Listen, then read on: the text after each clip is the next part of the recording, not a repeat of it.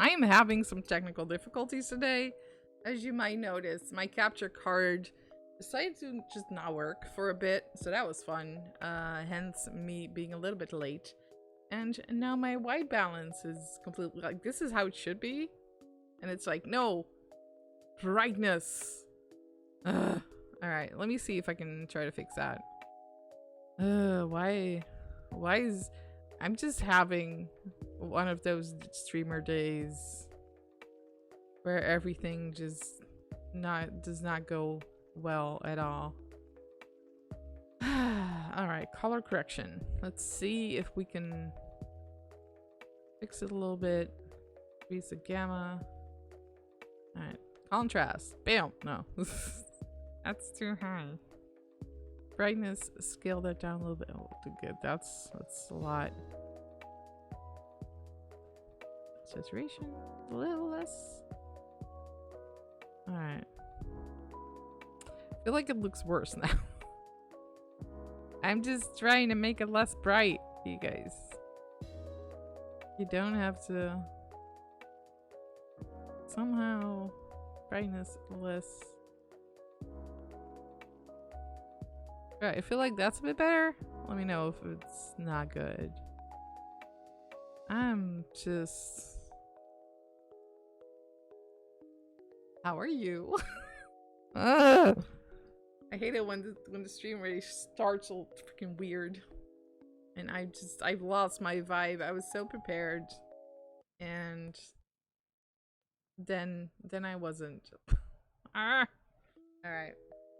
I love how you can see how completely mismatched my outfit is on the big screen. Like, I wear this flower skirt and this orange top because I usually only show the top on a webcam, and I didn't realize my knee would be visible.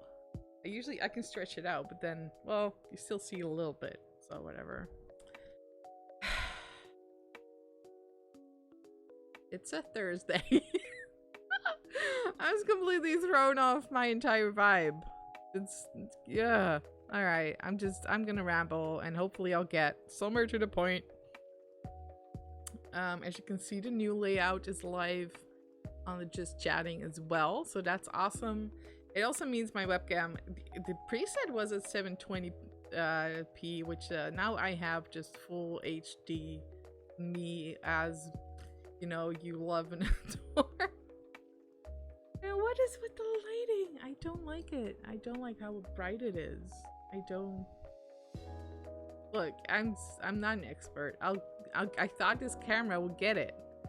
Ooh, look at my nails. Ooh, so pretty, so purple. It matches my layout.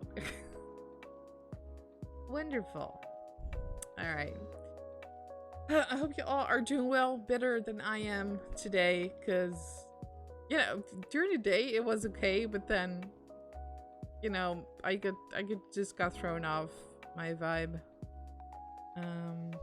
Not sure I like the camera angle. Ooh, look at the bisexual flag. Look at that. I cleaned up the table, which means that I can put more shit there. Yes, that is a water bottle right here. Let me just put myself in the center a little bit. Wow, now the lighting is even weirder. Wonderful.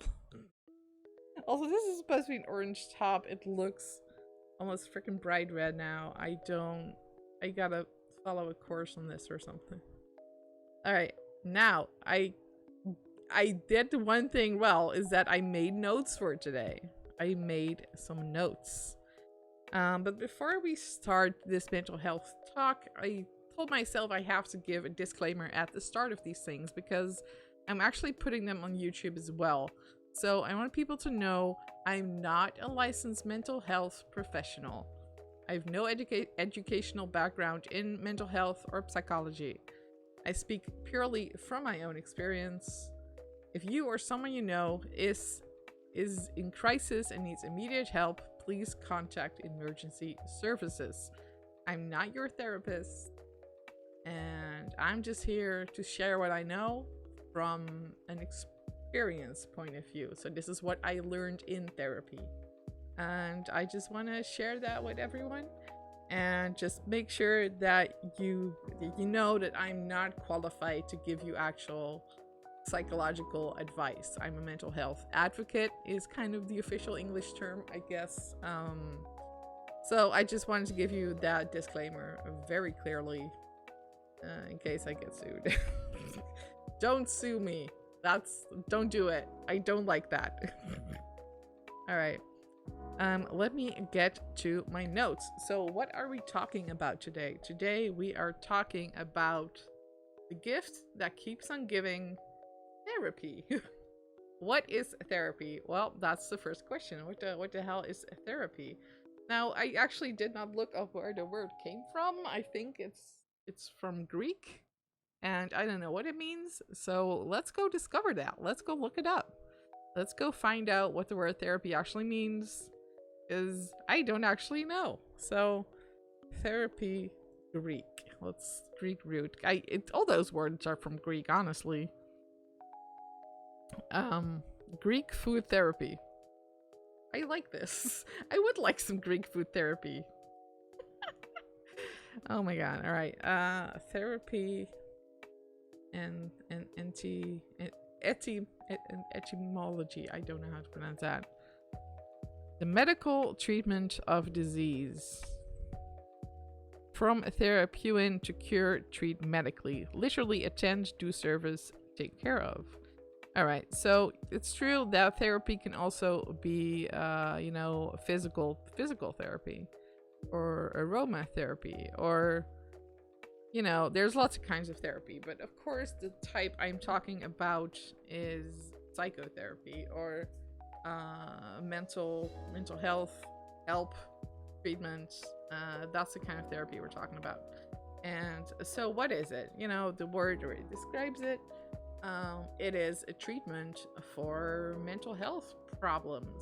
If you're struggling with anxiety, with depression, but also phobias, trauma, PTSD, there's a lot of personality disorders, basically anything that can be classified as a mental health problem can be treated with therapy. So it cannot always be cured, but you can definitely learn a lot from therapy. So the way I'm describing it now, it sounds super vague, and I get that.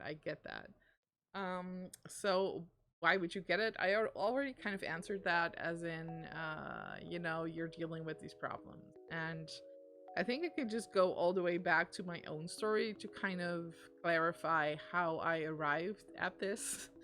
Basically, in high school, I just had a breakdown. It sounds very intense, but I was in high school. I was so lost. Obviously, I was autistic. I had one friend who treated me very badly.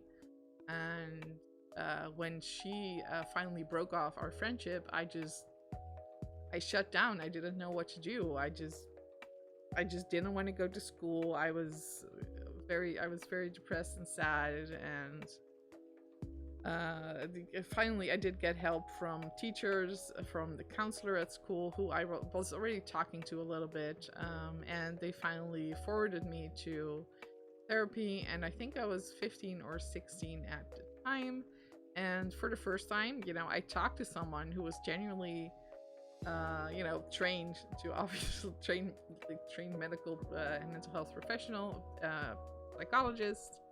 And for the first time, I was like, whoa, I actually learned how to talk about my feelings, how to talk about what I was thinking, because up till then I just didn't really have the vocabulary about it.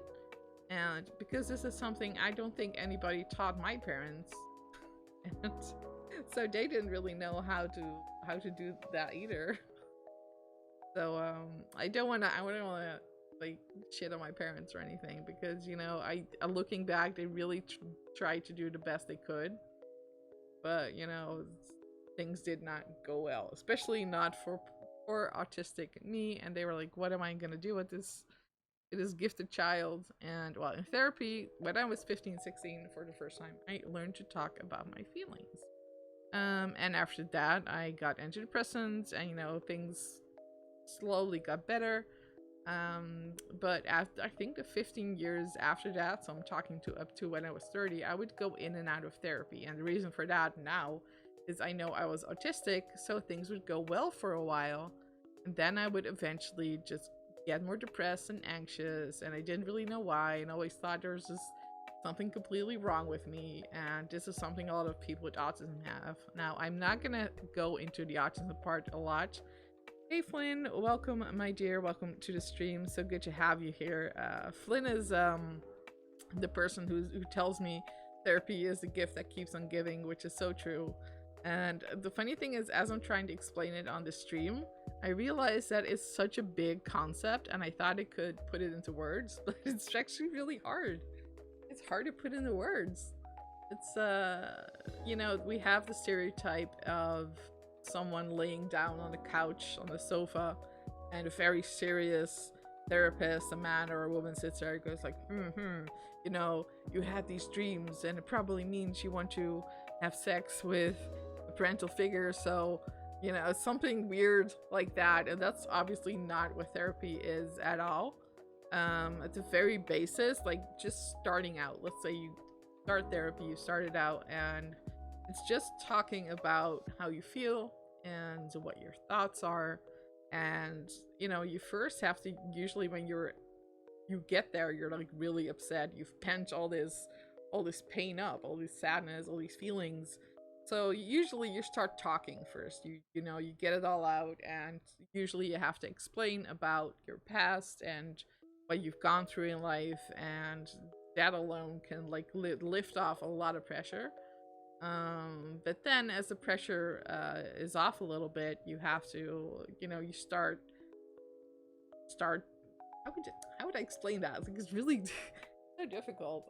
You have to learn to think about your thoughts, I guess. You start to analyze what you're feeling, what you're thinking, where it's coming from. And of course, depending on the therapy, kind of therapy, psychologists have kind of different schools, you could say, different kind of frameworks in which to analyze thoughts, feelings, behavior. Depending on that, their methods might be different, and it's hard to not go very into detail about this. So let's go back to the initial question, like, why would you get therapy? And my answer would be, everyone should get therapy. It's so helpful. I talked about this before. It's kind of like getting an education for how to deal with yourself, how to deal with your mind, your soul, your heart, your thoughts, your feelings, your actions, everything. Of course, a lot of people find something similar, I think, in religion and spirituality.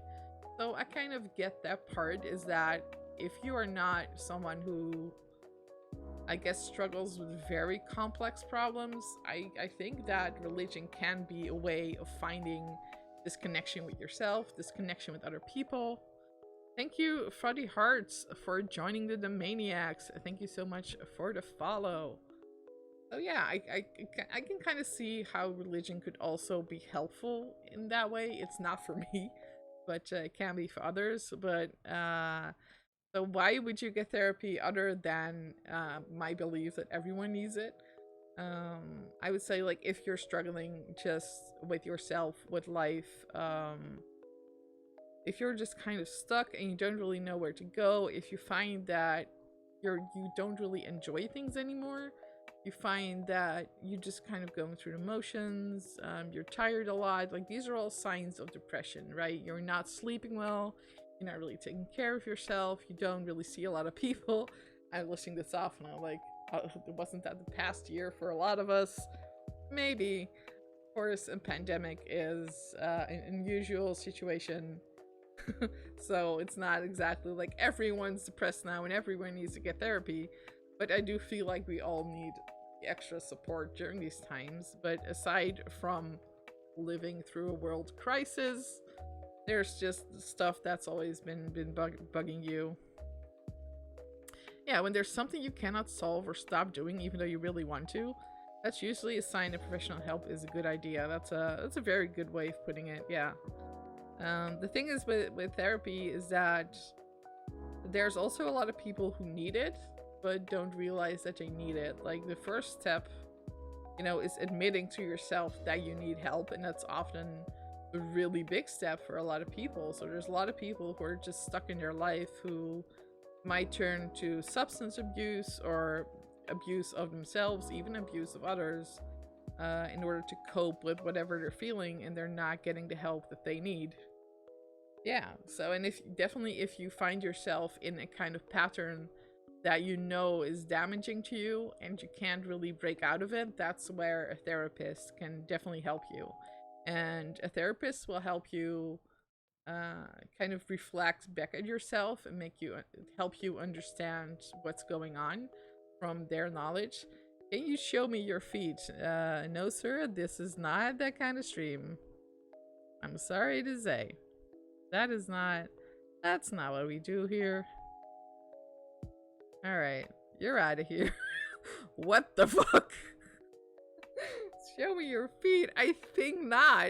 Please go back to, I don't know where you find your feet stuff, but not here. Jesus.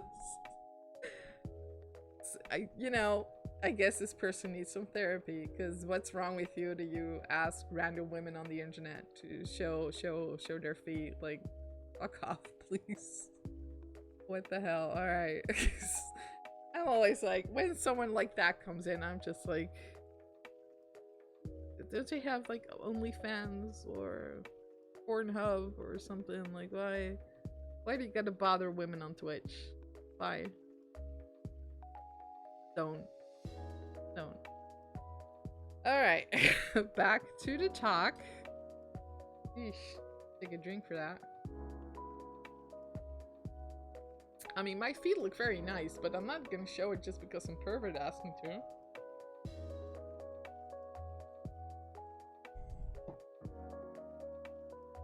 Alright, so yeah, if you are in a kind of a pattern that you find is damaging yourself and you're stuck and you can't really get out of it, and generally if you're just notice that you are just suffering for a longer term, like even physically, like let's say you actually have a physical health problem, but it's causing you like long-term pain, it's causing you discomfort, social isolation. These are also things you can get therapy and help for. If you've been in a car accident, that's something you need therapy for. Therapy is not just something that you can apply or have to only apply in times of crisis. Like if you are completely like off the deep end, like you're at rock bottom, I would say if you're at rock bottom, that's actually, you're already late. you should have kind of gotten help earlier, and that's what I want to encourage people to do, is to actually find the help they need before things get that bad. Hey Big Will, welcome to the stream. Good to see you here. We are talking about therapy. Yeah, so you kind of want to get help before things get really bad. And the sad thing is that therapy is also a luxury for a lot of people out there. Obviously, I live in a wealthy country. I now have above average income, though I didn't used to always have that. I'm white. I'm educated, so I have a lot of privilege going on. I also have some other things that are not so well, such as mental health. But you know, overall, if you live in a wealthy country, then you are usually lucky enough that you can get therapy. But there's also some countries that are wealthy, but where there is such a big stigma around mental health that it's still difficult to get help. And there's a lot of countries where therapy isn't even a thing.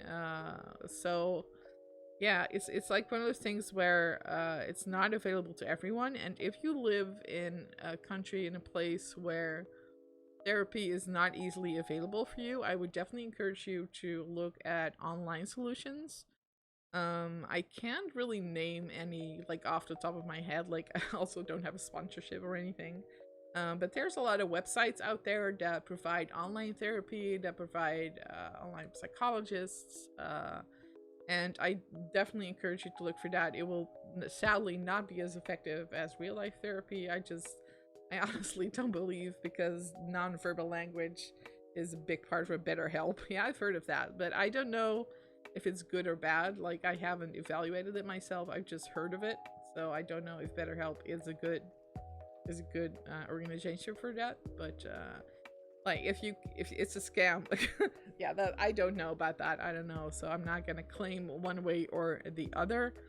Um, but try to, like, if that is a way, if that's something you could do, then I would definitely encourage that. Yeah, it's heavily promoted by YouTubers. Yeah, there's a lot of brands that you keep seeing by YouTubers, and I'm always like, is this good? Is it not good? You're getting paid to say this, so it's just an ad, so I don't know. So but yeah. And beside online therapy, what you can also really do is find people like yourself. Like, for example, with autism, I'm in a lot of autism groups, so I can talk to people who are like me, which I'm sorry, I'm also smelling something weird.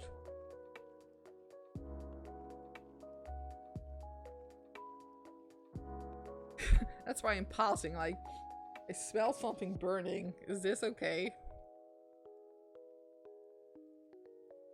Might just be outside. I'm gonna I'm gonna look for a second in case something catches fire, which would be bad. I'll be right back.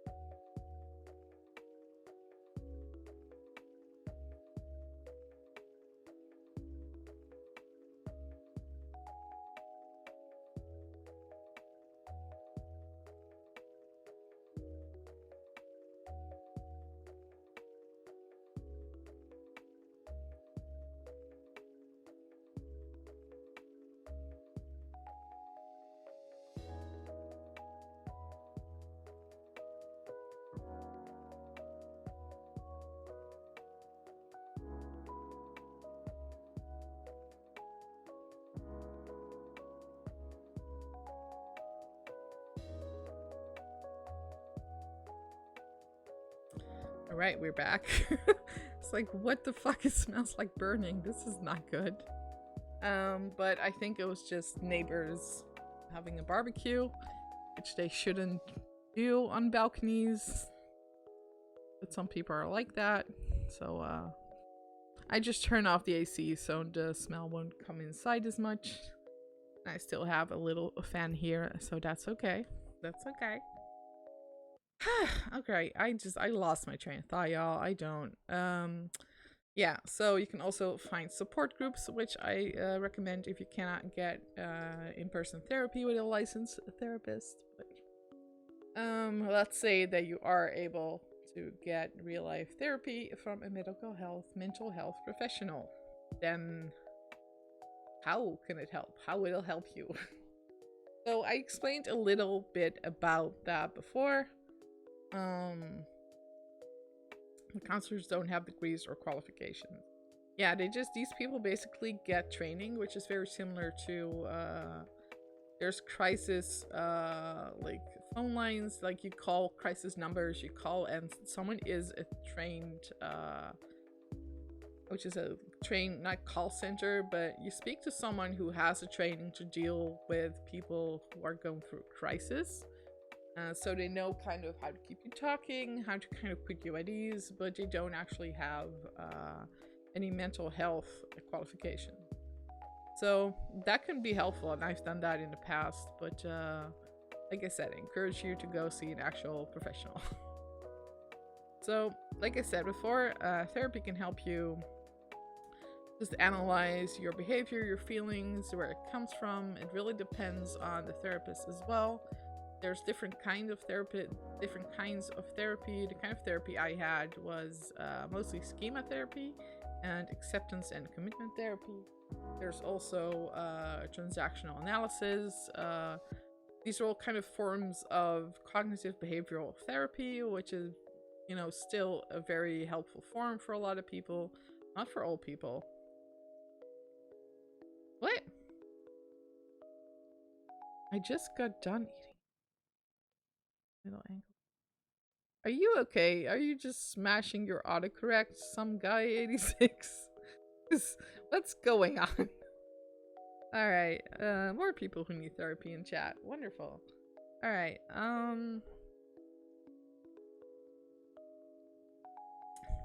he's high. You know, some people are like that.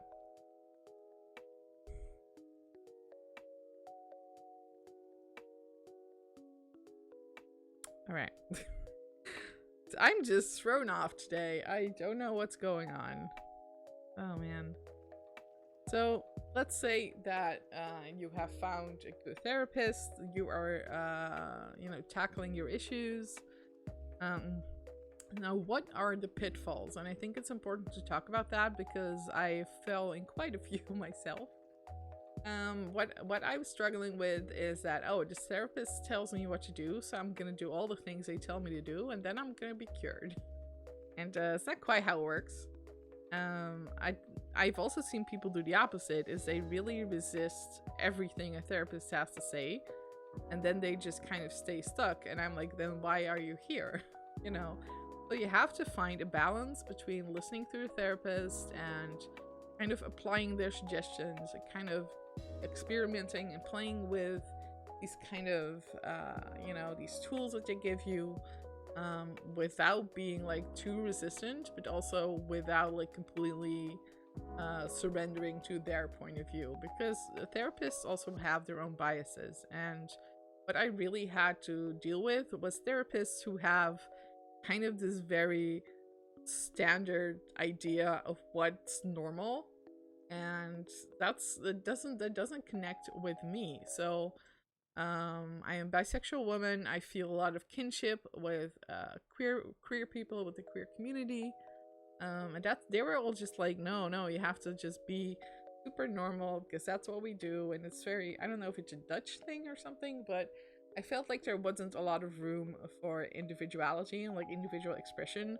For example, another person I was in therapy with had like a lot of tattoos, and they were all like, well, you're seeking attention with these tattoos. And I was like, that's bullshit. Like, not every person who has tattoos has some kind of disorder that they seek attention. It's just a form of self-expression.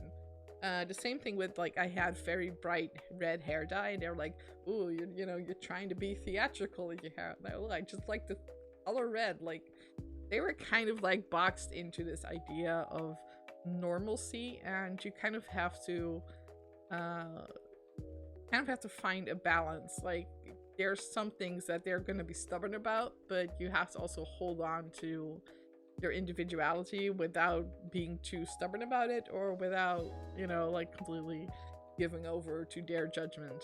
So, and if you have like certain things, certain values that you find very important, it's also important to find a therapist who is compatible with that. Like, do you want a therapist who is sex positive, who is fat positive? These things are very important because a lot of therapists will have been pushing me to lose weight, and in the past I've kind of gone along with that, but in the end I found that this is just not something that I want my life to revolve around. Right, welcome Ja. I'm Ja. You're right, yeah. Welcome to the stream. I'm a pansexual male strong transition student. My pronouns are he, him, his. Welcome to the stream, Ja. That is awesome. That is awesome. LGBTQ people are totally welcome here. As you can see, I have the flag. I have the rainbow flag here. You are with the cool cuts now. Yes. Yes. Awesome. My pronouns are she, her. And I am a bisexual woman. What else can I talk about? So those are the pitfalls. There's more obviously, but I won't get too much into that. what to look out for when searching for a therapist. So I was kind of talking about that already. To find a therapist, if you have the luxury, obviously, who knows more about what you're coming from. Like I said, if you have a therapist who already is familiar with like queer theory, who's familiar with feminist theory, if these things are important to you, or if you have a therapist who specializes in a particular kind of trauma, particular kind of background. For example, a therapist who has a lot more knowledge about like a religious background. If these things are important to you, then I would definitely find therapists who matches you, and not necessarily go along with the first therapist you meet and what they say. So it's a relationship, and you have to feel safe with this person, and that is very important.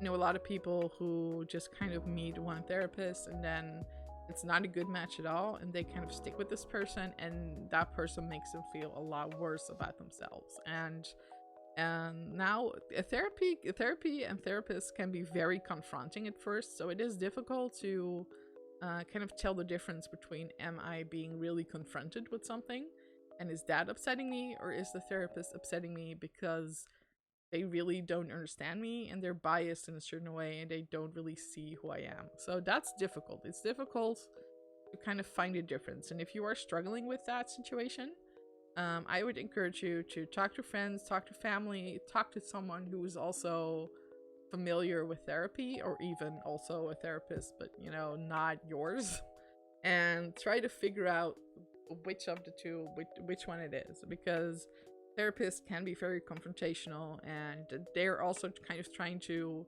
shake you up in order to kind of see what falls out. I know it sounds really rude, but it can be very helpful for people who are kind of stuck, and they can kind of, you know, a part of treatment is also they're gonna prod you to find where the pain is, and that's also part of the process. All right, so the last thing I wanted to talk about, this is becoming a long talk, but bear with me, is aftercare. So once you have had your therapy session, a mistake that a lot of people make is they kind of schedule a therapy session on their workday. They're just like, yeah, I'm just gonna pop by the therapist between 1 and 2 p.m. and I'm just gonna go back to work. I would not recommend that. Like, you need to take the time before and after therapy to kind of get into the zone, I guess. Kind of, I would not say calm down, but kind of prepare yourself. Like, it's not always a pleasant experience. It's going to be emotionally intense. Do not underestimate the energy that it costs, especially if you are working on issues that are quite painful and deep and complicated. Take an afternoon off, or even do it on a free day if you have one. And once again, of course, this is a luxury that not a lot of people have, I know that, but if you are able to do this, if you're able to take an afternoon off during a therapy appointment, or you have a day that you can do it where you don't have to do anything after, then I would definitely recommend doing that. Basic Fox 852, what does bigotry mean? It means being prejudiced against certain groups of people, in particular people of color, women, or LGBTQ people, disabled people, basically marginalized groups, and treating them differently in a negative way. That's what bigotry means, and it is not allowed here. All right, that was my entire talk about therapy. Does anyone have any questions? You know, I actually prepared notes, and talking about it, I still realize like it's such a big topic. Like, I definitely want to talk about schema therapy in the future, because I feel like I kind of did a miniature study on that in therapy. Like, I know a lot about it and how it works and what the theory about it is. And once again, I'm not a medical health professional. I am a mental health advocate. And if you are seeking professional help, I'm not your therapist. So go find one, go out and find your therapist. Hopefully they will help you get better. And once again, it is a gift that keeps on giving. So even if you have had therapy and it's in the past, if it was helpful, then you will benefit from what you have learned the rest of your life. And that's why it's such an important investment. That's why I believe a lot more people should be getting therapy, because it still helps me every single day. That's, I would say that's priceless. There was a price. And thankfully, thanks to Dutch healthcare, I didn't really have to pay a lot for that. All right. I think that concludes my mental health talk. Yay. Let us switch over to Mass Effect.